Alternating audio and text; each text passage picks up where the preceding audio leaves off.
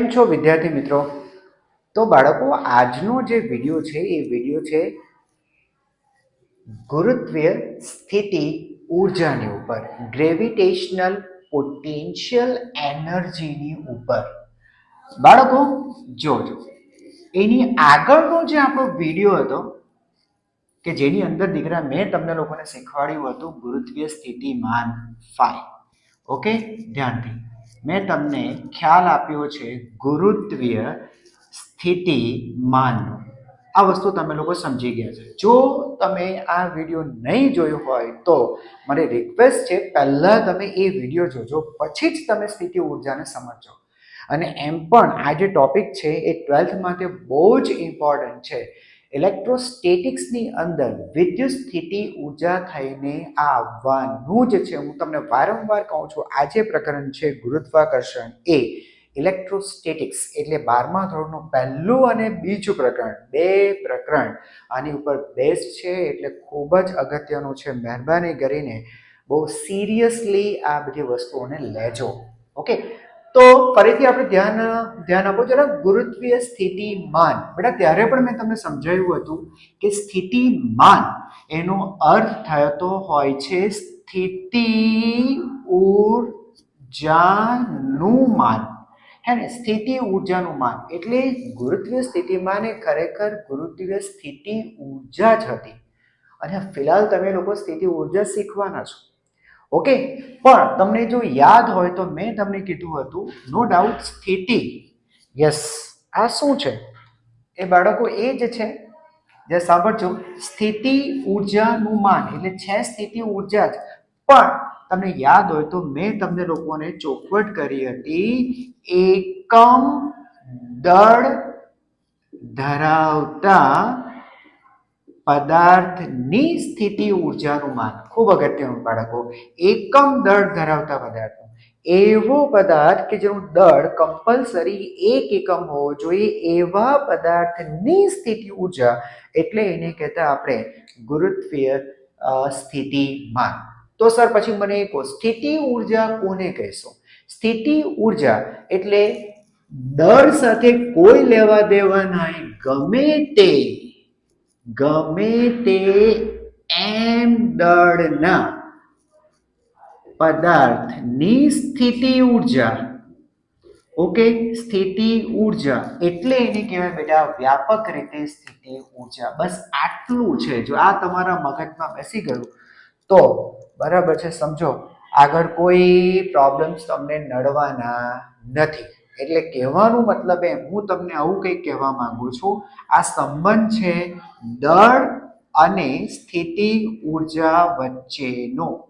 Yes, એવો પદાર્થ કે જેનું દળ 1 એકમ હોય તેની સ્થિતિ ઉર્જા એટલે સ્થિતિમાન, ગુરુત્વીય સ્થિતિમાન.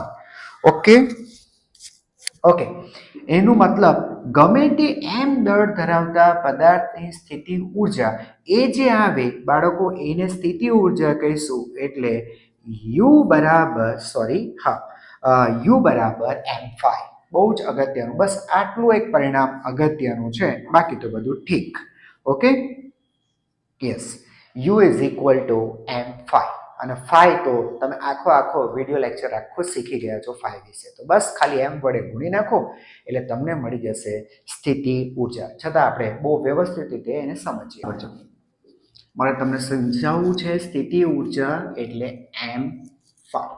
જો સાંભળો, આના માટે મારે જરૂર પડશે ગુરુત્વીય ક્ષેત્રની, અને એ ગુરુત્વીય ક્ષેત્ર માટે મારે જરૂર પડે એક સ્ત્રોતની. ઓકે, તો બેટા આ આપણો સ્ત્રોત છે. બરાબર, આ જે દળ છે એ દળ ખૂબ મોટું છે કે જેને કારણે એના વડે ઉદ્ભવતું ગુરુત્વીય ક્ષેત્ર ખૂબ પ્રબળ હશે. Okay, done.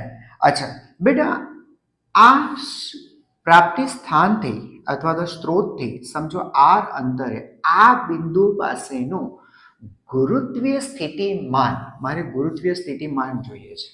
ઓકે, ગુરુત્વીય સ્થિતિમાન જોઈએ છે r અંતરે. તો બાળકો તમને લોકોને સૂત્ર ખબર જ છે હવે તો, g × m/r. ઓકે, આ બિંદુ પાસેનું ગુરુત્વીય સ્થિતિમાન તમને એક વખત જરા ફરીથી તને યાદ અપાઈ દઉં છે શું?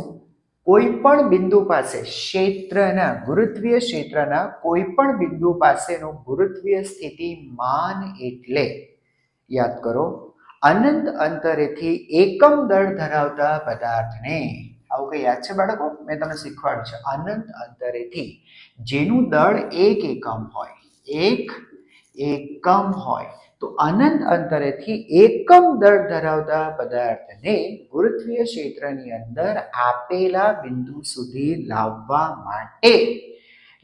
માટે બાહ્ય બળ વડે થતું કાર્ય જોજો કાર્ય એટલે ઇન્ટિગ્રેશન ક્યાંથી ક્યાં અનંતથી આ લાવવા માટે કરવું પડતું બાહ્ય બળ વડે કરવું પડતું કાર્ય બેટા કાર્ય એટલે F.dr ઇન્ટિગ્રેશન F.dr મેં જ લખ્યું છે બાહ્ય બળ વડે થતું કાર્ય ક્યાંથી ક્યાં અનંતથી r સુધી લાવવા માટે કરવું પડતું કાર્ય થોડુંક આને હું ફેરફાર કરું ને તો દીકરા આને હું આ રીતે પણ લખી શકું તમને ખબર છે કે આપણે એને અનંત અંતરેથી એવી રીતે લાવવાનું હોય છે કે જેથી કરીને કોઈ પણ પ્રકારનો પ્રવેગ ન ઉદ્ભવે એટલે કે પ્રવેગ રહિત ગતિ આપવાની છે આ બધી વસ્તુ મેં તમને લોકોને બહુ જ સારી રીતે ફીલ કરાવીને સમજાવ્યું છે ઓકે ફોર એક્ઝામ્પલ એકવાર ફરીથી જરા જોઈ લેજો હું તમને શું કહું છું દાખલા તરીકે આ એકમ દળ ધરાવતો પદાર્થ અહીંયા છે અત્યારે બરાબર તો તમે સમજો છો જેવું આ ગુરુત્વીય આ પ્રાપ્તિ સ્થાનના ગુરુત્વીય ક્ષેત્રની અંદર આવશે તેની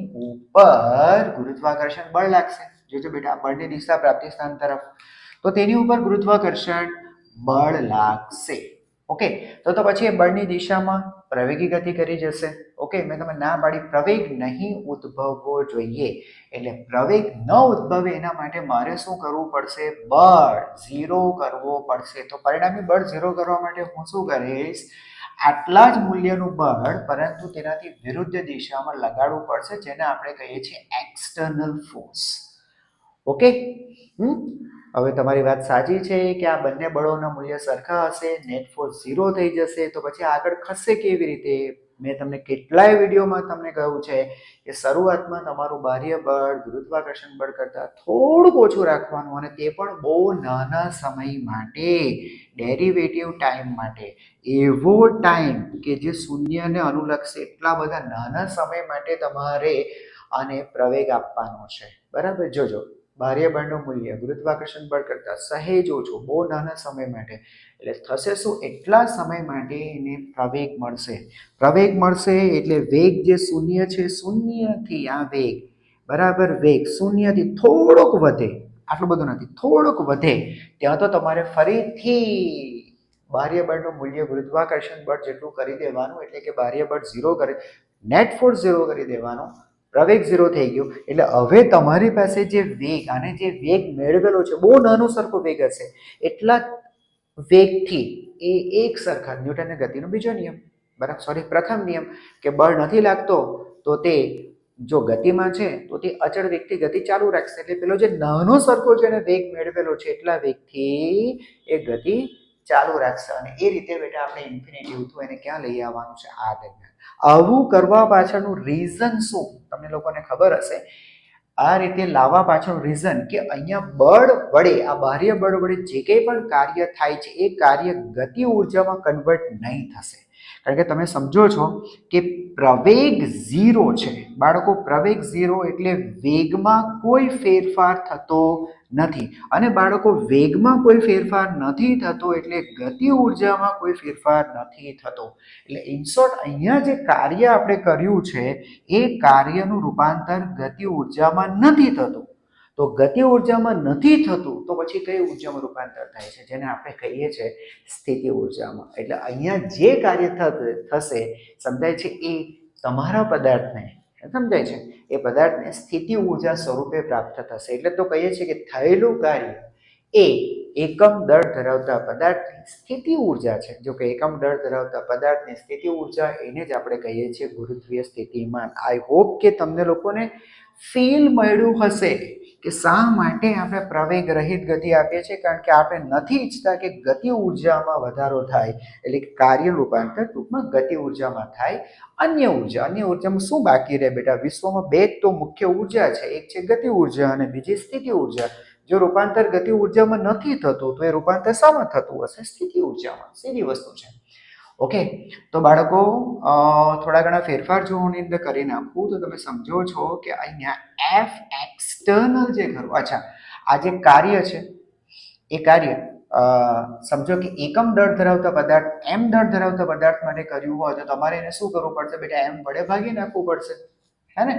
જો તમે એમ દળના પદાર્થને લઈ આવશો, નથી માનો કે એક એકમ નથી, તો એમ દળના પદાર્થને લઈ આવવા માટે કરવું પડતું કાર્ય આટલું છે, તો એકમ દળ માટે કેટલું? તો તમે એમ વડે ભાગી નાખશો.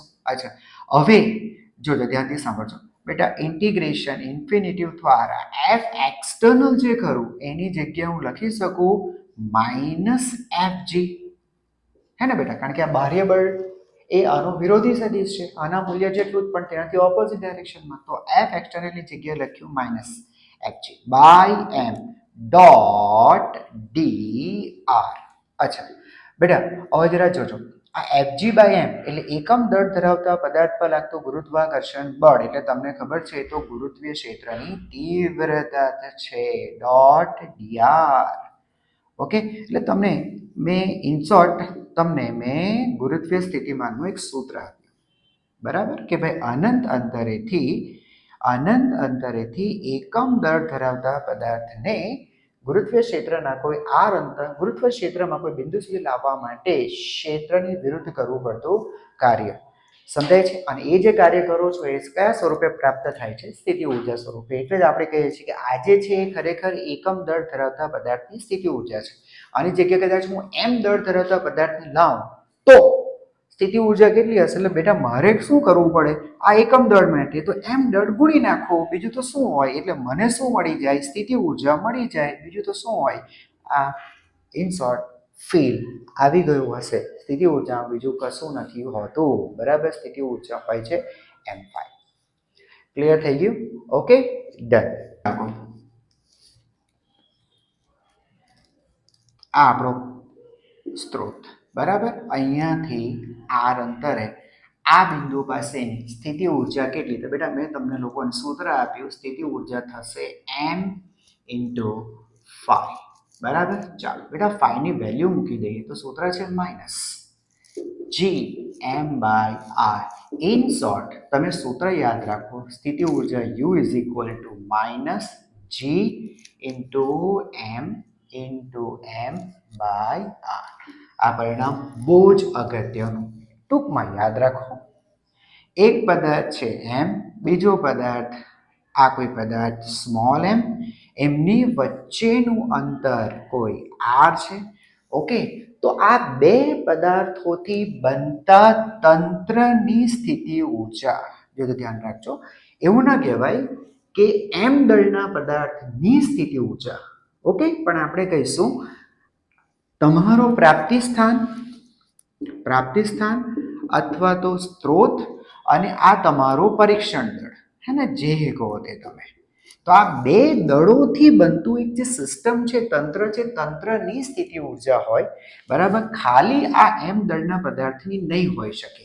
સીધી વસ્તુ છે બેટા, જો તમારી પાસે આ સ્ત્રોત નહીં હોય, એનું આ ક્ષેત્ર ન હોય, ઓકે, તો પછી ક્ષેત્ર વિરુદ્ધ કાર્ય કરવાનો કોઈ મતલબ જ ન રહી જાય.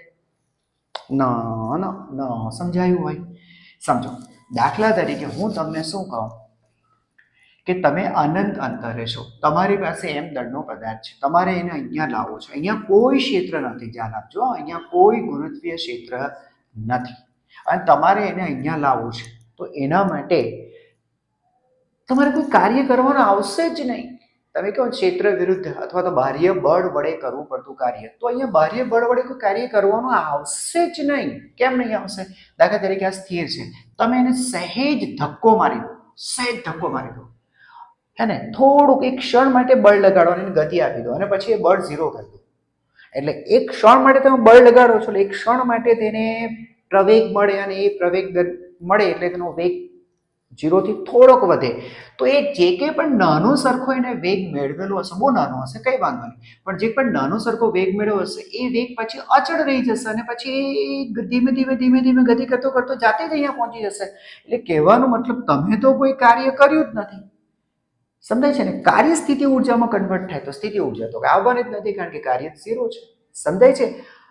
તમે ક્યારે કાર્ય કરો છો? જ્યારે જ્યારે બેટા અહીંયા કોઈ દળ હોય, કોઈ પ્રાપ્તિ સ્થાન હોય, કોઈ સ્ત્રોત હોય જેનું અહીંયા ક્ષેત્ર હોય, સમજ પડે છે? અને ક્ષેત્ર વિરુદ્ધ તમારે બાહ્ય બળ વડે તમારે કાર્ય કરવું પડે કે ભાઈ ક્ષેત્ર છે તે તો તેને પ્રવેગી ગતિ આપી જાય છે, તમારે પ્રવેગ રહિત ગતિ આપવાની છે, માટે તમે બાહ્ય બળ લગાડો છો. એટલે સીધી વસ્તુ છે, આને સ્થિતિ ઉર્જા માટે આ એકલો જવાબદાર નથી, અહીંયા ક્ષેત્ર જવાબદાર છે. અને ક્ષેત્ર કોનું છે? પ્રાપ્તિ સ્થાનનું છે. એટલા માટે જ કહેવાય છે કે સ્થિતિ ઉર્જા કોઈ એક વસ્તુની નહીં હોઈ શકે. એ સ્થિતિ ઉર્જા એ સ્ત્રોત અને તમારું દળ એટલે બંનેથી બનતા તંત્રનું જ હોય. સમજાય છે? ભલે પછી કદાચ તંત્ર બે દળ હતા, બે કરતા વધારે દળને કારણે હોય. અચ્છા, બે કરતા વધારે દળ બી હું તમને શીખવાડું. ફોર એક્ઝામ્પલ, સાંભળજો, મારી પાસે આ 3 દળ છે. આ M1, આ M2 અને આ M3. મારે આ રીતે આખું તંત્ર બનાવવું છે. સમજાય છે? તો એ તંત્ર બનાવવા માટે તમારે શું કરવું પડે? તો પહેલા તો આ લોકો અહીંયા છે જ નહીં, બરાબર છે? આ અહીંયા એક્ઝિસ્ટ જ નથી કરતા, આ લોકો નથી અહીંયા એક્ઝિસ્ટ જ નથી કરતા. આ બધાને તમારે લઈ જવું પડે અનંત અંતરે, હે ને? રાઈટ? એક મિનિટ, હા, અને આપણે સાફ કરી નાખીએ તો તમને લોકોને વ્યવસ્થિત સમજાય. ચાલો, મારે પેલું ત્રિકોણ વાળો જે શેપ છે એની અંદર મારે શિરોબિંદુ ઉપર એક એક દળ મૂકવાના છે. તો હું શું કરીશ? બધાને પહેલા તો અનંત અંતરે રાખીશ. આ બધા ક્યાં છે? અનંત અંતરે છે. સમજાય છે? તો દાખલા તરીકે મારે તેમને આ જગ્યાએ ગોઠવવા છે. તો પહેલા હું શું કરીશ બેટા? M1 ને લાવીશ, એના માટે વર્ક કરીશ. જો કે તમે સમજો છો M1 ને લાવવા માટે કોઈ વર્ક નહીં કરવું પડે, કારણ કે અહીંયા કોઈ ક્ષેત્ર જ નથી, કોઈ દળ જ નથી. સમજાય છે? એટલે એ તો એમને એમ આવી જશે. પણ એક વખત એ ગોઠવાઈ ગયું એટલે એ ક્ષેત્ર તૈયાર કરશે, પછી એ ક્ષેત્રની અંદર તમારે M2 ને લાવવા માટે નો ડાઉટ વર્ક કરવું પડશે. સમજાય છે? ચા તો બોલો, તો એ માટે તમે કેટલું વર્ક કરશો? તો એ માટે જો એકને લાવવા માટે તો કોઈ વર્ક કરવું જ ના પડ્યું, બે ને લાવવા માટે કેટલું વર્ક કરવું પડશે? તમને ખબર છે? જે વર્ક તમે કરશો એ વર્ક એટલે જ આ બે દળોથી બનતા તંત્રની સ્થિતિ ઉર્જા. ફોર એક્ઝામ્પલ, આ ત્રિકોણમાં આ જે લંબાઈ છે, બાજુ લંબાઈ એ છે. સમજાય છે? તો આ બે તંત્રથી બનતા, બે દળોથી બનતા તંત્રની સ્થિતિ ઉર્જા એ જ વર્ક થશે. તો એ કેટલું થશે? તો આપણે સૂત્ર ભણી ગયા, માઇનસ જી, પહેલા પદાર્થનું દળ M1, બીજા પદાર્થનું દળ M2, બે વચ્ચેનું અંતર એ. સમજ પડી ગઈ? તો આટલું તૈયાર થયું. હવે આ બે છે, બે દળોથી એક નવું સર્કલ, નવેસરથી પાછું એક ગુરુત્વીય ક્ષેત્ર બનશે. અને એ ક્ષેત્રમાં હવે તમે કોને લાવશો? M3 ને લાવશો. ઓકે, તો એને લાવવા માટે કેટલું કાર્ય કરવું પડશે? તો એને લાવવા માટે કરવું પડતું કાર્ય એટલે જે સાંભળજો, M1 અને M3 થી એક સિસ્ટમ બનશે, અને એ સિસ્ટમની સ્થિતિ ઉર્જા એટલે minus g into M1 M3 by a. એટલે આટલું વર્ક કરવું પડશે. ઓકે, અચ્છા, 3 અને 2 થી પણ એક સિસ્ટમ તૈયાર થશે, એક તંત્ર બનશે. સમજાય છે? અને એની સ્થિતિ ઉર્જા થશે g into M2 into M3 by a. સમજાય છે? હે ને? કારણ કે આના ક્ષેત્ર વિરુદ્ધ પણ કાર્ય કરવું પડશે, એ કાર્યને લીધે સ્થિતિ ઉર્જા આટલી, અને આના ક્ષેત્રને લીધે પણ કાર્ય કરવું પડશે, એની સ્થિતિ ઉર્જા આટલી. સમજાય છે? આ બધાનો તમે સરવાળો કરી નાખો, W મેળવો, W1 plus W2 plus W3. એટલે આ તંત્ર બનાવવા માટે મારે કુલ આટલું કાર્ય કરવું પડશે, અથવા તો આ તંત્રની સ્થિતિ ઉર્જા આટલી છે. એટલે તંત્ર બે દળોથી પણ હોઈ શકે, બેથી વધારે દળોથી પણ તંત્ર તૈયાર થઈ શકે. પણ ઇન શોર્ટ તમારે ખાલી બે દળોથી બનતા તંત્રની સ્થિતિ ઉર્જા જો આવડી જશે બાળકો, એટલે આ સૂત્ર જો આવડશે તમને, minus G M1 M2 by R. Okay, આ યાદ રાખજો. બે દળો, આનું દળ M1, આનું દળ M2, બે વચ્ચેનું અંતર R, અને આની સ્થિતિ ઉર્જાનું સૂત્ર છે minus G M1 M2 by R. તમારું થઈ ગયું બેડા પાર. ખ્યાલ આવી ગયો? બરાબર છે? પછી તો તમને પેર બનાવતા આવડી છે કે બબ્બેની પેર કેટલી બને છે. છતાં હું તમને ઓર એક ખ્યાલ આપું છું, સમજો. દાખલા તરીકે આવો એક ચોરસ છે, ઓકે, જેની ઉપર આ રીતે દળો મૂક્યા છે. ઓકે, સમજો આનું દળ m1 છે, આ દળ m2 છે, આ દળ m3 છે, આ દળ m4 છે અને દરેક બાજુની લંબાઈ એ છે. સમજે છે? હવે આ તંત્રની સ્થિતિ ઉર્જા કેટલી? 4 કણો છે, 1 2 3 4 દળો છે. એ તંત્રની સ્થિતિ ઉર્જા કેટલી? તો બેટા એ તંત્રની સ્થિતિ ઉર્જા શોધવા માટે તમે શું કરશો? જોજો કેટલી પેર બનશે સ્થિતિ ઉર્જા 1 2 ને લીધે બનતી પેર 1 2. ઓકે, પછી બેટા 1 3, પછી 1 4, એટલે એકની પેર પહેલા પૂરી કરી લેવાની. 1 2 1 3 1 4 પૂરી થઈ ગઈ. હવે બબ્બેની પેરને ઉપાડો 2 3 2 4, 2 ની પેર પૂરી થઈ ગઈ. નીચે જ લખો તમને લોકોને ખ્યાલ આવતો જાય. પછી 3 ની પેર ઉપાડો 3 4 ખતમ. બરાબર, પાછળ નહીં જવાનું બેટા. દાખલા તરીકે તમે એમ કહો સર 3 4 બનાવી તો 3 2 નથી, 3 1 નથી. ઓકે, 3 2 3 3 2, જો આ 3 2 3 1 તો ઓલરેડી પહેલાથી થઈ ચૂકી છે એટલે એ રિપીટ કરવાની જરૂર નથી. અને છેલ્લા 4 ની પેર બનાવશો નહીં. આવી પેર બનાવો ને 4 1 4 2 બનાવો ને, કારણ કે 4 1 4 2 તૈયાર જ હશે. ખબર પડે છે? જો આ 1 4 2 4 3 4 તૈયાર જ હશે. એટલે આ પેટર્ન જરા યાદ રાખજો. તમે 1 થી ચાલુ કરો, આગળ જ જાઓ. 1 2 1 3 1 4, 1 થઈ ગયું, પછી 2 2 પછી 1 ને જવાનું, 2 ની આગળ જ જવાનું. 2 3 2 4, પછી 3 આવ્યું, પાછળ ના જાઓ, આગળ જાઓ. 3 સાથે 4 અને છેલ્લાની પેર બનાવી. બસ હવે આની પેર બનાવવા માંડો. ફોર એક્ઝામ્પલ જો 1 2 ની પેર બનાવી 1 2 તો very sorry minus g m1 m2 બે વચ્ચેનું અંતર a. હવે 1 2 જેવી પેર કેટલી થશે? જો 1 2 જેવી આ 1 2 3 है ना, બીજી એક પેર એટલે 1 2 3 4, એટલે આવી પેર થશે 4. કઈ કઈ પેરની વાત કરજો? આ 1 2, પછી 2 3 है ને, પછી 3 4 આ પેર, બરાબર. પછી 4 1 બરાબર, અથવા 1 4 આ થઈ ગઈ. આટલી 4 પેર થઈ ગઈ. અચ્છા, પછી ડાયાગોનલ હશે, વિકર્ણ વાળી પેર બનાવો -g m1 m3. અચ્છા એક મિનિટ, હા માઇટ બી આ બધા સરખા હશે તો જ તમે મલ્ટીપ્લાય કરી શકો. દળ બદલાશે તો પાછું બદલાઈ જશે. એટલે હું હે ને દરેક જગ્યાએ એક સરખું દળ લઈ લઉં છું. ઓકે, ચાલો. તો પછી પેર ખોટી બદલાઈ જશે, સરખી પેર નહીં થશે. તો -g m × m બે વચ્ચેનું અંતર તમને ખબર હશે √2a. હવે આટલું તો ખબર પડે બાળકો, a એટલે વિકર્ણ હોય √2a. અને આવી પેર કેટલી થાય? 1 3 અને 2 4, એટલે આ બે પેર બરાબર છે ને. બાકી રહેલી બે જ પેર બાકી ને, એક આ અને આ ગુણી નાખો બેટા, અને સાદરૂપ આપી નાખો એટલે તમને તંત્રની સ્થિતિ ઉર્જા મળી જશે. ઓકે, ધીરે ધીરે તમે લોકોને ખ્યાલ આવવા માંડ્યો હશે. જો આવો એક શરૂઆતમાં સ્થિતિ આવી છે કે એક ટ્રાયેંગલ છે, ત્યાં દરેક શિરોબિંદુઓ પર m દળ મૂકેલા છે અને સમબાજુ ત્રિકોણ છે, દરેક બાજુની લંબાઈ એ છે. હવે શું કરવાનું છે બેટા? આ સિસ્ટમને, આ તંત્રને કે આ રીતે તમારે ફેરવવાનું છે, આ રીતે બંધી નાખવાનું છે. એટલે તેમના વચ્ચેનું અંતર જે a હતું એની જગ્યાએ તમારે 2a કરી નાખવાનું છે. તો આ સ્થિતિથી આ સ્થિતિમાં લઈ જવા માટે તમારે કેટલું કાર્ય કરવું પડશે? હે ને, સાવ સિમ્પલ છે, કંઈ નથી કરવાનું. જો સમજો તમે આને, આ જે સિસ્ટમ ગોઠવાયેલી છે એટલે આને કંઈક સ્થિતિ ઉર્જા છે, અને આ રીતે જે તંત્ર ગોઠવાયું છે એને પણ સ્થિતિ ઉર્જા હશે. બરાબર છે. અહીંયાથી તમે ત્યાં ગયા હે ને, એટલે તમે સીધી વસ્તુ છે. અત્યારે આમની વચ્ચે શું છે બેટા? પરસ્પર, જરા ધ્યાનથી સાંભળો, એમની વચ્ચે છે ને પરસ્પર ગુરુત્વાકર્ષણ બળ લાગતું જ હોય. સ્થિતિ ઉર્જા પાછળનું રીઝન જ આ છે બાળકો. સમજાય છે કે કોઈ એક પદાર્થ બીજા પદાર્થના ગુરુત્વીય ક્ષેત્રની અંદર હોય ને, સમજાય છે, અને ત્યાંથી તમે એને મૂવ કરો, ફેરફાર કરો, સમજાય છે, એટલે તમારે વર્ક કરવું પડે. ફોર એક્ઝામ્પલ જો અત્યારે તમે એમ સમજો કે આ તમારો એક પદાર્થ જેના ક્ષેત્રની અંદર તમારો બીજો પદાર્થ છે, અત્યારે એમની વચ્ચેનું અંતર a છે, સમજાય છે. હવે તમે એને દૂર લઈ જાઓ છો, 2r અંતરે લઈ જાઓ છો, એની જગ્યાએ 2a અંતરે લઈ જાઓ, દૂર લઈ જાઓ છો, તો સીધી વસ્તુ છે તેમની વચ્ચે લાગતા ગુરુત્વાકર્ષણ બળ વિરુદ્ધ તમારે કાર્ય કરવું પડશે. અને એ કાર્ય તેને કયા સ્વરૂપે પ્રાપ્ત થશે? સ્થિતિ ઉર્જા સ્વરૂપે. એટલે આ તંત્રની સ્થિતિ ઉર્જા કરતાં આ તંત્રની સ્થિતિ ઉર્જા કંઈક જુદી જશે. બસ, તો એ જે ફેરફાર થયો છે, સ્થિતિ ઉર્જામાં થતો ફેરફાર કાઢી નાખો, બસ એ જ છે.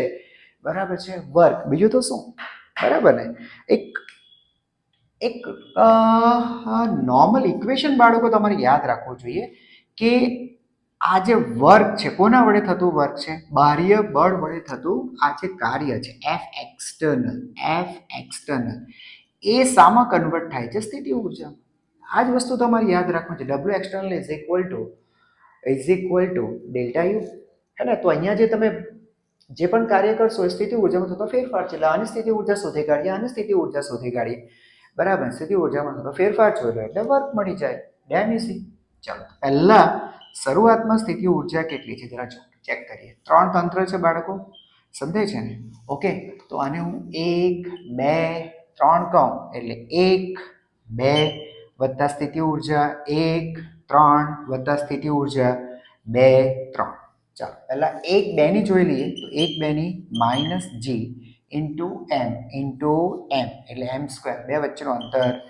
એ આ સ્થિતિ ઉર્જા થઈ ઓકે હવે તમે 1 3 લો તો 1 3 પણ આના જેવું જ થવાનું અને 2 3 લો તો પણ આના જેટલું જ થવાનું એટલે આને 3 વડે ગુણી નાખો એટલે આ તમારી શરૂઆતની સ્થિતિ ઉર્જા હવે ફાઇનલ સ્થિતિ ઉર્જા કેટલી તો એ સ્થિતિ ઉર્જા થશે minus G M square divide by બે વચ્ચેનું અંતર ગુણ્યા 3 હવે એટલી સામાન્ય બુદ્ધિ આપણામાં હોય કે આના માટે જે કામ કર્યું છે તે જ કામ તમે આના માટે કરશો બરાબર પેર આટલી જ બનવાની છે ખાલી પ્રોબ્લેમ ક્યાં છે બે વચ્ચેના અંતરની અંદર છે ઓકે ચાલો તો હવે સ્થિતિ ઉર્જામાં થતો ફેરફાર શોધી કાઢો યુએફ માઇનસ યુઆઈ કરી નાખો તમારી પાસે યુએફ તૈયાર છે યુઆઈ તૈયાર છે કિંમત મૂકો એટલે તમને કાર્ય મળી જાય છતાં હું મૂકી દઉં છું -3 g into m square upon 2a minus okay આ આવે છે માઇનસ એટલે minus minus plus 3 into g M square divided by એ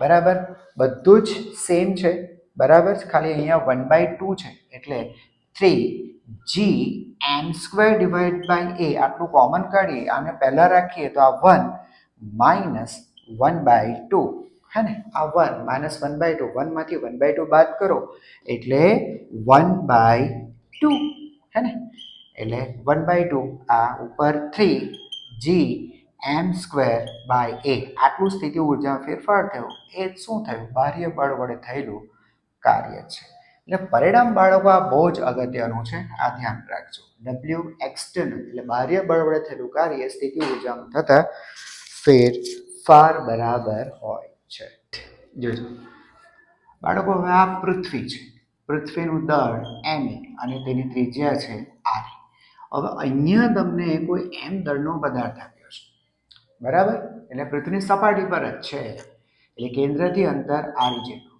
હવે આને તમારે ક્ષેત્રની બહાર લઈ જવું અનંત અંતરે લઈ જવા માટે તમારે કેટલું કાર્ય કરવું પડે એટલે કે બાહ્ય બળ વડે થતું કાર્ય નક્કી કરો બેટા મેં તમને લોકોને અત્યારે એક સૂત્ર આપી જ દીધું કે બાહ્ય બળ વડે થતું કાર્ય એટલે બીજું કશું જ નથી હોતું સ્થિતિ ઉર્જામાં થતો ફેરફાર એટલે તમારે શું કરવાનું છે અંતિમ સ્થિતિ ઉર્જામાંથી પ્રારંભિક સ્થિતિ ઉર્જા બાદ કરવાની રહી બીજું શું હોય ચાલો મને જરા કહેજો અંતિમ સ્થિતિ ઉર્જા કેટલી એક વખત ક્ષેત્રની બહાર નીકળી જાય બાળકો બરાબર ત્યાર પછી તેની સ્થિતિ ઉર્જા કેટલી થઈ જાય 0 બેટા સ્થિતિ ઉર્જા માટે શું જરૂરી છે જરા ધ્યાનથી સાંભળી લેજો સ્થિતિ ઉર્જા માટે જરૂરી છે આંતરક્રિયા એટલે કહેવાનું મતલબ એમ પરસ્પર બળો લાગતા હોવા જોઈએ પરસ્પર બળો લાગતા હોવા જોઈએ સમજાય છે બે વસ્તુઓ વચ્ચે ઇન્ટરેક્શન હોવું જોઈએ બાળકો ઇન્ટરેક્શન હશે સમજાય છે તો તેને લીધે તેની સ્થિતિ ઉર્જા હોય આપણે દરેક વ્યાખ્યામાં અનંત અંતરથી લાવવું અનંત અંતરથી લાવવું એ આપણે વારંવાર શાના માટે કહેતા હોય છે કારણ કે ફિઝિક્સની અંદર સ્થિતિ ઉર્જા નામની વ્યાખ્યા જ નથી સ્થિતિ ઉર્જામાં થતો ફેરફાર જ છે બરાબર કે ભાઈ વસ્તુને એક બિંદુથી બીજા બિંદુ સુધી લઈ જશે ક્ષેત્રના જ એક બિંદુથી બીજા બિંદુ સુધી લઈ જવા માટે બાહ્ય બળ વડે થયેલું કાર્ય એટલે બે બિંદુ વચ્ચેની સ્થિતિ ઉર્જામાં થતો ફેરફાર પણ ક્ષેત્રની અંદર બરાબર ક્ષેત્રની અંદર એક બિંદુથી બીજા બિંદુ સુધી લઈ જવા માટે તમને યાદ છે મેં તમને લોકોને ડેલ્ટા ફાઈ તમને લોકોને ભણાવેલું યાદ કરો બરાબર બી બિંદુથી એ બિંદુ સુધી લઈ જવા માટે કોને એકમ દળ ધરાવતા પદાર્થને સમજાય છે ઓકે તો એમ દળ ધરાવતો પદાર્થ હોય તો તેને લઈ જવા માટે હવે એમ દળ ધરાવતો પદાર્થ હોય તેને લઈ જવા માટે કરવું પડતું કાર્ય એટલે બધા લખાય ને સ્થિતિ ઉર્જામાં થતો ફેરફાર અહીંયા મારે એમ વડે ગુણી નાખવું આ કેન્સલ ઓકે તો બી થી એ હે ને તો આપણે શું મળે સ્થિતિ ઉર્જામાં થતો ફેરફાર એટલે સમજો અંતિમ સ્થિતિ ઉર્જા માઇનસ પ્રારંભિક સ્થિતિ ઉર્જા એટલે ડબલ્યુ બી થી એ હવે મારે સ્થિતિ ઉર્જા અંતિમ સ્થિતિ ઉર્જા મારે યુ જોઈતી હોય તો મારે પ્રારંભિક સ્થિતિ ઉર્જાને મારે છે ને ઝીરો બનાવવું પડે તો મને સ્થિતિ ઉર્જાની વ્યાખ્યા મળે અને એ માટે આપણે શું કરતા હોય ખબર છે બી ને આપણે અનંત અંતરે લઈ લેતા હોઈએ છીએ એટલે મને સીધી એ પાસેની સ્થિતિ ઉર્જા મળી જાય સમજાય છે એટલે મારે પ્રારંભિક સ્થિતિ ઉર્જાને શૂન્ય બનાવવા માટે શું કરવું પડશે મારે લઈ જવું પડે અનંત અંતરે કારણ કે એક વખતે અનંત અંતરે જાય એટલે કે ક્ષેત્રની બહાર જાય પછી આપણો પ્રાપ્તિ સ્થાન તેની ઉપર બળ જ નથી લગાડતો સમજાય છે તો પછી તેની સ્થિતિ ઉર્જા નહીં હોઈ શકે ખબર પડી કે સ્થિતિ ઉર્જા એટલે શું ક્ષેત્ર વિરુદ્ધ બાહ્ય બળ વડે થતું કાર્ય ક્ષેત્ર જ નથી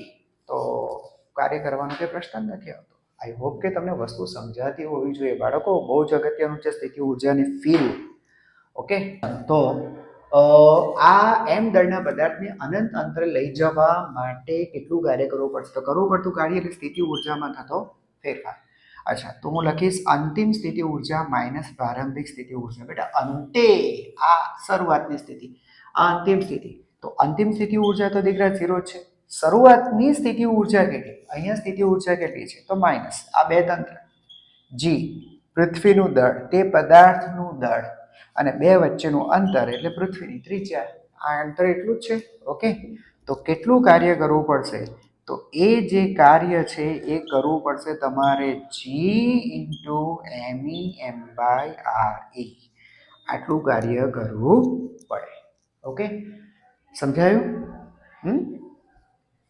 અને તમે એમ પણ લખી શકો બેટા ગુરુત્વ પ્રવેગ સપાટી પાસેનું ઇન્ટુ આરઈ ઇન્ટુ એમ જો બેટા મેં આરઈ વડે ગુણ્યું આરઈ વડે ભાગી નાખ્યું ઉભા રહો હું તમને કહું કદાચ ઓપ્શન અવેલેબલ ન હોય બેટા તો આવા ફેરફાર તમારે કરવાના રહે છે જોજો મારે અહીંયા આરઈ સ્ક્વેર કરવું છે એટલે મારે આરઈ વડે ગુણીને આરઈ વડે ભાગી નાખ્યું અને તમને ખબર છે આ પૃથ્વીની સપાટી પરનું ગુરુત્વ પ્રવેગ છે એટલે g m into g okay into r e આવું પણ લખી શકાય આટલું વર્ક કરવું પડે m g r into r e clear થઈ ગયું અને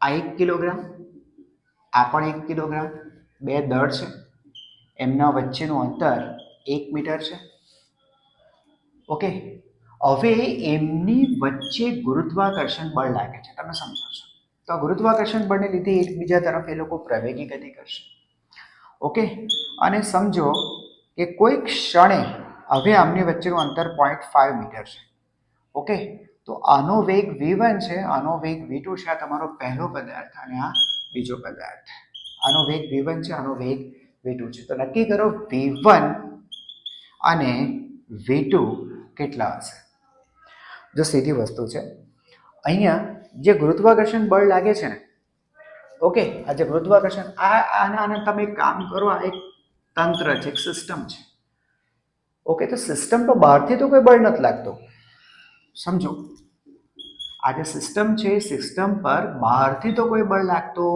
નથી સમજાય છે એટલે બળ ન લાગતું ને બેટા તો તમને ખબર છે કુલ વેગમાન ટોટલ કુલ વેગમાન બરાબર અચળ રહેશે આ તો ન્યૂટનની ગતિનો બીજો નિયમ છે તમને ખબર છે F બરાબર 0 તો P બરાબર અચળ એટલે વેગમાન બદલાશે નહીં તો આખા સિસ્ટમનું શરૂઆતનું વેગમાન કેટલું છે બાળકો 0 તો પછી અંતે વેગમાન પણ કેટલું હોવું જોઈએ 0 જ હોવું જોઈએ હવે સર અંતે આ તમારું શરૂઆતમાં અને આ તમારું અંતે તો સર આ પણ ગતિમાં છે આ પણ ગતિમાં છે તો કુલ વેગમાન 0 કેવી રીતે થાય સર પછીથી ફાઇનલી વેગમાન 0 કેવી રીતે થાય ઓકે જો સીધી વસ્તુ છે આને કંઈક વેગમાન છે બાળકો ધ્યાનથી જોજો આને વેગમાન છે પણ કુલ વેગમાન 0 છે કુલ વેગમાન 0 ક્યારે થાય સર બંનેના વેગમાન વિરોધી હોવા જોઈએ વાતમાં સમજ પડી ગઈ? બરાબર. બંનેના વેગમાન વિરોધીઓ. જો પહેલાનું વેગમાન p1 છે, બીજાનું વેગમાન p2 છે, પણ કુલ વેગમાન 0 છે. How it's possible? તો p1 is equal to minus p2. એટલે બે વિરોધી હોવા જોઈએ, સમાન મૂલ્યના અને વિરુદ્ધ દિશાના હોવા જોઈએ. દિશા તો વિરુદ્ધ દેખાય જ છે. એટલે એકનું વેગમાન m1 v1 તો બીજાનું વેગમાન પણ એટલું જ હોવું જોઈએ, m2 v2. બે સરખા જ હોવા જોઈએ, દિશા તો ઓપોઝિટ છે, તો જ કુલ વેગમાન 0 થાય. બંને દળ 1-1 કિલોગ્રામ સરખા છે, એટલે આ કેન્સલ. એટલે મને એટલી ખબર પડી ગઈ કે v1 અને v2 બેના મૂલ્ય સરખા. બરાબર છે, કોઈ v છે. ચાલો, ઓકે, ડન. બરાબર. એટલે આ બંનેના વેલ્યુ સરખી જ આવવાની છે, v. એટલું તો ખબર પડી, પણ કેટલી આવશે એ હવે જોવા પડશે. તો એક કામ કરો, એનર્જી કન્ઝર્વેશન આપણે યુઝ કરી લઈએ. એનર્જી કન્ઝર્વેશન યુઝ કરી લઈએ, ઉર્જા સંરક્ષણનો નિયમ લગાડી લઈએ. ઓકે, ચાલો. શરૂઆતમાં કુલ ઉર્જા અને અંતે કુલ ઉર્જા સમાન હોવી જોઈએ. શરૂઆતમાં જો બેટા ગતિ ઉર્જાની વાત કરીએ તો ગતિ ઉર્જા તો સિસ્ટમને છે જ નહીં. શરૂઆતમાં આ લોકો આપણે સ્થિર માનવાના છે, સ્થિર છે. ઓકે, આ તંત્ર, અને આપણે છોડીએ છીએ એટલે પછી એ ગતિમાં આવે છે. શરૂઆતમાં તો એ લોકોને કોઈ ગતિ ઉર્જા નથી. હા, સ્થિતિ ઉર્જા છે. બંને એકબીજાના ગુરુત્વીય ક્ષેત્રમાં છે, એટલે સ્થિતિ ઉર્જા છે. સ્થિતિ ઉર્જા માઇનસ જી. ઓકે, ઇન્ટુ પહેલા પદાર્થનું દળ 1, બીજા પદાર્થનું દળ 1, બે વચ્ચેનું અંતર 1. ઓકે, આટલી સ્થિતિ ઉર્જા છે. પછી હવે બેટા આને ગતિ ઉર્જા છે. પહેલાને ગતિ ઉર્જા છે 1/2 m અને v², વત્તા બીજાને ગતિ ઉર્જા છે 1/2 m કેટલું બેટા 1 અને v², સાથે આને સ્થિતિ ઉર્જા પણ છે માઇનસ જી. પહેલા પદાર્થનું દળ, બીજા પદાર્થનું દળ, બે વચ્ચેનું અંતર 0.5 અને તેનો વર્ગ. બરાબર. એટલે આ પરિણામ થશે માઇનસ જી. બરાબર. બાકી તો બધું કેન્સલ જ થઈ જવાનું છે. ઇક્વલ ટુ, ચાલો, અહીંયા થશે v²/2. આ પણ v²/2 એટલે 2 વખત, એટલે આ પણ નીકળી જ જવાનું છે. માઇનસ જી ના છેદમાં આ 1/2 એનો વર્ગ કરો એટલે 1/4, એટલે 4 ઉપર આવશે. ઓકે, ધેટ મીન્સ ક્યાં લખો? અહીંયા લખો, એટલે પૂરું થઈ જાય. બરાબર. ચાલો, એટલે v² ઇક્વલ ટુ આ બાજુ જશે એટલે +4, 4 - 1 એટલે 3g, એટલે v is equal to √3g. બંનેના વેગ સરખા અને તે હોવા જોઈએ √3g. ક્લિયર છે? હે ને? એટલે કહેવાનો મતલબ હું તમને જે એક્ઝામ્પલ્સ બેટા કરાવું છું, થોડા તમારા કોન્સેપ્ટ ક્લિયર છે એટલા માટે કરાવું છું. બાકી તમારી પાસે જે કંઈ બી મટીરિયલ હશે, ઓકે, એ મટીરિયલ્સમાંથી તમારે પછી શું કરવાનું કે ભાઈ સ્થિતિ ઉર્જાનો ટોપિક છે તો સ્થિતિ ઉર્જાનો ટોપિક એકવાર તમારા થિયરી કોન્સેપ્ટ તમારે ક્લિયર થઈ ગયા પછી એક્ઝામ્પલ લઈને બેટા તમારે બેસી જવું પડશે. ખ્યાલ આવી ગયો? હે ને? તો તમે એનું ફીલ તમે લઈ શકશો. બરાબર. દાખલા તમને આવડશે તો જ તમને ખબર પડશે કે ભાઈ મારા કેટલા કોન્સેપ્ટ ક્લિયર છે. ઓકે બાળકો, એક એક્ઝામ્પલ જુઓ. આ m દળનો પદાર્થ, અહીંયા m દળનો પદાર્થ, બરાબર છે. અહીંયાથી આ અંતર, અહીંયા p બિંદુ કહી દઈએ તો અહીંયાથી અહીંયા સુધીનું અંતર, આ અંતર a. યસ, એવી રીતે અહીંયાથી આ અંતર પણ આને કોઈ નામ આપી દઈએ ab. બરાબર. તો a થી p સુધીનું અંતર a છે, p થી b સુધીનું અંતર a છે, અને અહીંયા કોઈ m દળનો પદાર્થ મૂક્યો છે જે અહીંયાથી x અંતરે છે. આ લોકો છે ને બેટા ફિક્સ કરેલા છે, આ ખસી શકે તેમ નથી, ફિક્સ છે.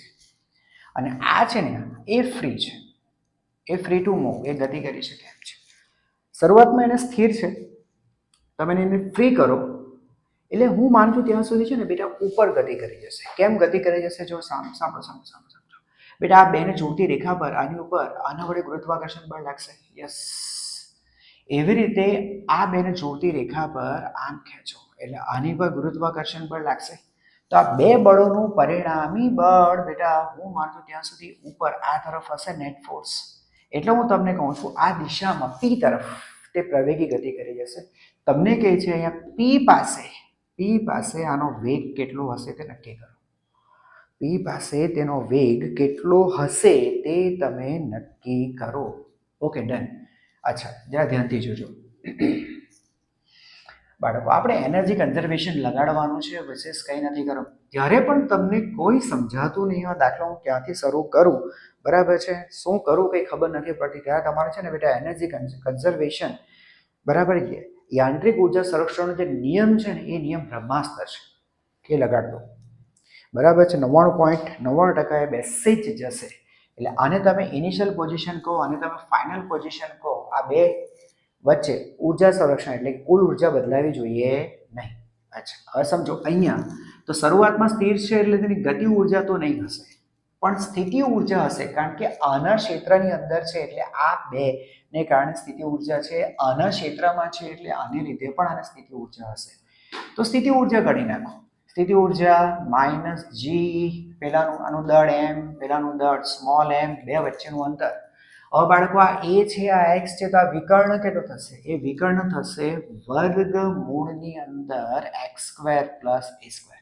એટલે આ થયું પ્લસ આને લીધે સ્થિતિ ઉર્જા કેટલી? તો પણ હું માનું છું ત્યાં સુધી એક થશે એમ એમ અને બે વચ્ચેનું અંતર. તો બેટા આને મારે શું કરવું પડશે? બે વડે ગુણી નાખવું પડશે. ઇક્વલ ટુ હવે અચ્છા, હવે ફાઇનલી આ બધા ક્યાં પહોંચી જવાનું? પી પાસે. બેટા પી પાસે પહોંચે એટલે એને ગતિ ઉર્જા હશે એટલે હાફ એમ વી સ્ક્વેર. સ્થિતિ ઉર્જા આના ક્ષેત્રમાં છે એટલે પણ સ્થિતિ ઉર્જા હશે, આના ક્ષેત્રમાં છે એટલે પણ સ્થિતિ ઉર્જા હશે. તો એ સ્થિતિ ઉર્જા લખો માઇનસ જી એમ, ત્યાં એમ, બે વચ્ચેનું અંતર એટલે એ, અને આને કારણે ઇન્ટુ 2. બોલો, ખબર પડી ગઈ? ઓકે, બંને બાજુથી બેટા capital M common and cancel. બાકીનું કેલ્ક્યુલેશન જાતે કરી નાખજો બાળકો. હું માનું છું તમે એટલા કેપેબલ છો કે તમે વી સ્ક્વેર મેળવશો ને ત્યાર પછી વર્ગમૂળ લઈને તમને વી મળી જશે. ઓકે, તો પ્રયત્ન કરજો, મૂકી નહીં દેતા. ઓકે, કોઈ પણ થિયરી હોય, થિયરી સમજી લીધા પછી વિડીયોને ત્યાં પોઝ કરી દો, બંધ કરી દો અને થિયરી આખી લખવાનો પ્રયત્ન કરો. દાખલો જોયો, દાખલો સમજાઈ ગયો, વિડીયો બંધ કરી દો અને દાખલો આખો ગણવાનો પ્રયત્ન કરો. બરાબર છે? નહીં તો ખોટા ઓવર કોન્ફિડન્સમાં રહેશો કે ભાઈ મને આવડી ગયું. બરાબર છે? પણ ખરેખર એવું બને કે તમને ગણતરી કરો ત્યારે મુશ્કેલી ફેસ કરો. એટલે મહેરબાની કરીને ઓવર કોન્ફિડન્સમાં રહેતા નહીં, છેલ્લે સુધી તમારો જવાબ આવે ત્યાં સુધી પ્રયત્ન કરવાનો. और एक एग्जाम्पल जो आ पृथ्वी જેનું દળ એમી, તેની ત્રિજ્યા આરી, અહીંયા એમ દળનો પદાર્થ છે.